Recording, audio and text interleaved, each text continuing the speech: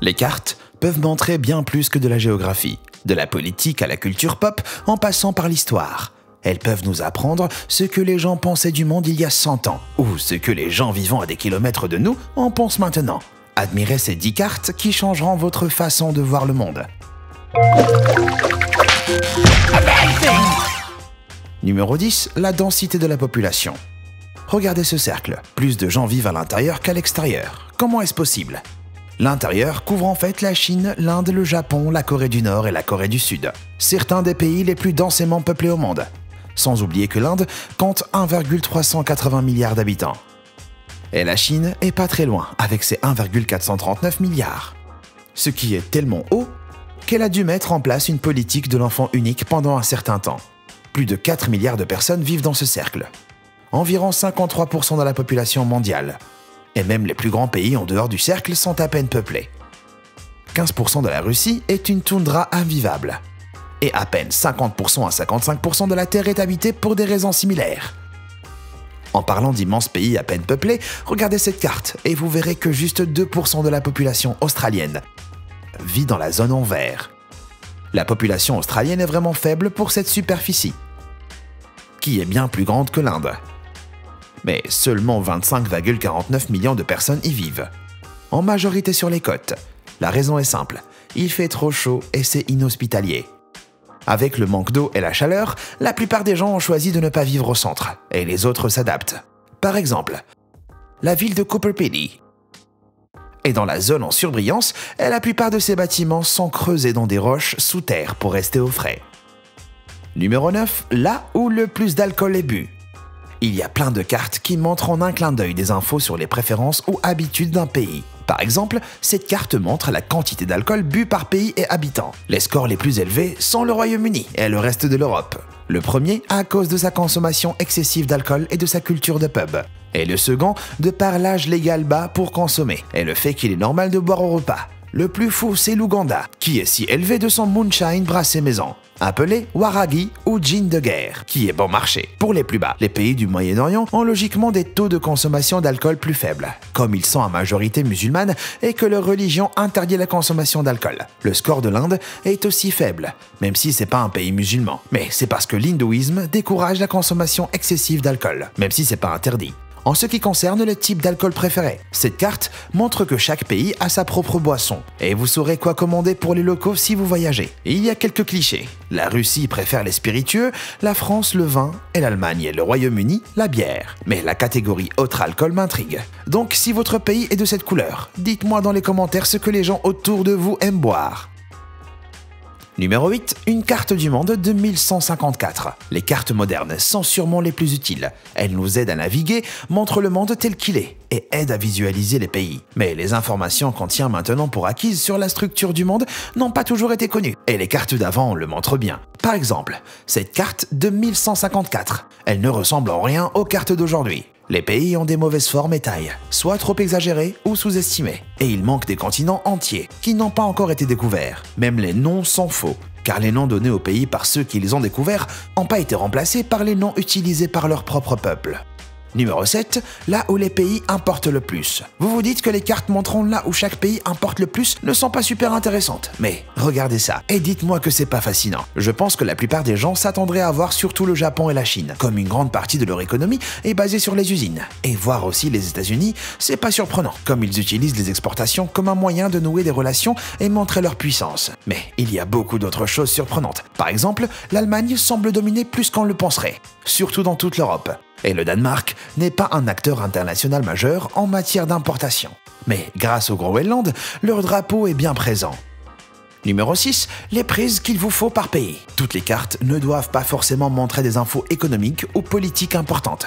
Certaines peuvent juste être super utiles. Par exemple, cette carte montre les prises de courant utilisées par différents pays. Pratique si vous voyagez beaucoup et êtes constamment perturbé par des millions d'adaptateurs. Ce qui est intéressant, c'est de voir que certaines configurations sont assez populaires pour couvrir des continents entiers, et d'autres se limitent à un pays ou deux. Vous pouvez en voir une version plus extrême en regardant cette carte des mesures, avec les pays en gris qui utilisent le système métrique, et ceux en rouge ne l'utilisent pas. L'Amérique a l'air d'être un peu à la traîne, et c'est parce qu'elle l'est. Mais c'est pas la seule. Il y a 2 autres pays qui n'ont pas abandonné le système impérial. Mais si le Liberia et la Birmanie changent d'avis, les États-Unis seront seuls. En parlant de préférences nationales bizarres, la meilleure façon de connaître un pays, c'est de regarder son utilisation d'Internet. Voilà donc le site web le plus populaire par pays. Et il y a quelques surprises.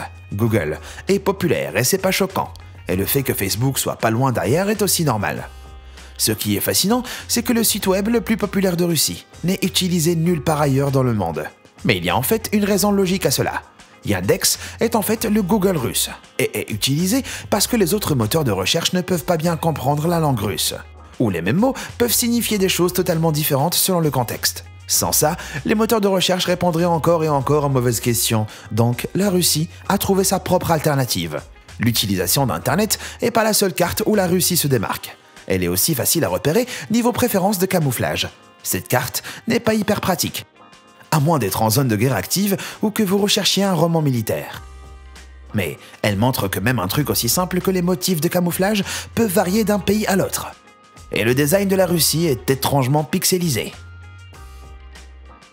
Numéro 5. Les pays par fréquence de groupes de métal.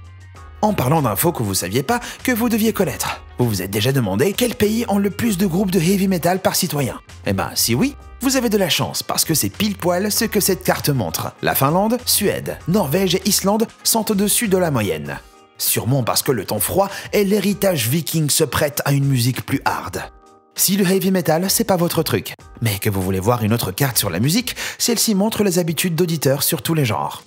Vous voyez la chanson la plus écoutée dans plus de 3000 villes, et c'est mise à jour en temps réel. Par exemple, à un moment, Havana de Camila Cabello était partout. Mais si vous y jetez un œil maintenant, ça pourrait être totalement différent. Allez voir et dites-moi. Effet amusant, si la majeure partie du monde est divisée entre quelques chansons très populaires, tous les pays ne sont pas fans de ce qui est contemporain. Par exemple, le Kazakhstan ne peut pas s'arrêter d'écouter Gangnam Style. Numéro 4, la vraie taille de l'Afrique. Quand vous aplatissez un globe comme sur une carte, tous sont voués à se déformer et l'Afrique est l'endroit qui en souffre le plus. Sur la plupart des cartes, elle a l'air assez petite. Mais c'est en fait un endroit immense. Et cette carte l'illustre bien. La superficie de l'Afrique est de 30,37 millions de kilomètres carrés. Donc vous pouvez y loger l'Amérique, Chine, Europe et Inde et avoir encore de la place pour le Japon et Mexique. Le Groenland est un autre endroit qui a un problème de proportion. Il n'est pas énorme en vrai, mais si on devait déplacer la représentation graphique en Afrique, il pourrait couvrir presque tout. Numéro 3, les cartes de la colonisation. En vérité, les cartes ne sont pas aussi statiques qu'on le pense. Et c'est évident quand on regarde le passé. Il suffit de voir cette carte de 1754. L'Espagne contrôle la majorité du monde, avec le Mexique, une grande partie de l'Amérique du Sud, et même une partie des États-Unis actuels. Quant au Royaume-Uni, leur influence est plutôt limitée, mais avancée en 1822, et ça n'a rien à voir. L'influence de l'Espagne a totalement disparu, les États-Unis se gouvernent eux-mêmes, et la France a une tonne de pouvoir et d'influence. Quant au Royaume-Uni, il domine une partie du Canada, et cette puissance n'a fait qu'augmenter en 1898. L'Empire britannique est à son apogée et contrôle le Canada, l'Australie, l'Inde, l'Égypte et Soudan. Après ça, heureusement les empires ont décliné et étaient en bonne voie de disparaître à la fin de la Seconde Guerre mondiale. Numéro 2, les droits des homosexuels dans le monde. Toutes les cartes doivent pas forcément être politiques, mais les cartes politiques peuvent nous montrer le progrès dans le monde. Cette carte illustre la position de chaque pays en matière de droits des homosexuels. Et on voit vite les pays les plus progressistes, et ceux qui ont encore du chemin à faire. Heureusement, les pays où l'homosexualité est passible de la peine de mort sont minoritaires. Mais l'Iran, l'Arabie Saoudite et Soudan sont la preuve qu'ils existent encore. Mais le progrès avance parce que si en Namibie, Angola et Botswana, être homosexuel reste illégal, il n'y a eu aucune arrestation en plus de 3 ans. Numéro 1, la carte des menaces à la paix dans le monde. Voilà une autre carte politique pour finir en beauté. Et elle va vous surprendre. Chaque pays a demandé à ses citoyens quel pays, selon eux, était la plus grande menace pour la paix mondiale. Et le drapeau de la réponse de la majorité s'affiche sur la carte. Comme vous le voyez, dans les pays interrogés, les données sont assez frappantes. Et vraiment contre les Américains. En ce qui concerne les finalistes, les deux pays voisins du Pakistan disent qu'ils constituent la plus grande menace. Et le Royaume-Uni, l'Amérique et le Canada, eux, pensent que c'est l'Iran. Mais ce qui me surprend le plus, c'est que la majorité de l'Europe de l'Est a pas voté pour la Russie comme étant la plus susceptible de menacer la paix mondiale malgré son histoire. Par exemple, une guerre fait toujours rage entre l'Ukraine et la Russie. Mais cette carte nous dit qu'ils pensent que l'Amérique est plus susceptible de perturber la paix. Donc, cette carte doit être un peu obsolète. Après des recherches plus poussées, j'ai découvert que les données provenaient sûrement d'une enquête sur 65 pays en 2013. Peut-être que toutes les guerres menées au Moyen-Orient ont poussé à voir les USA sous un jour aussi négatif. Mais ça reste révélateur. Alors, quelle carte vous avez trouvé la plus révélatrice? Vous avez été surpris ou pas? Dites-le moi dans les commentaires et n'hésitez pas à partager des cartes intéressantes dont on n'aurait pas parlé. Merci d'avoir regardé et comme toujours, à bientôt.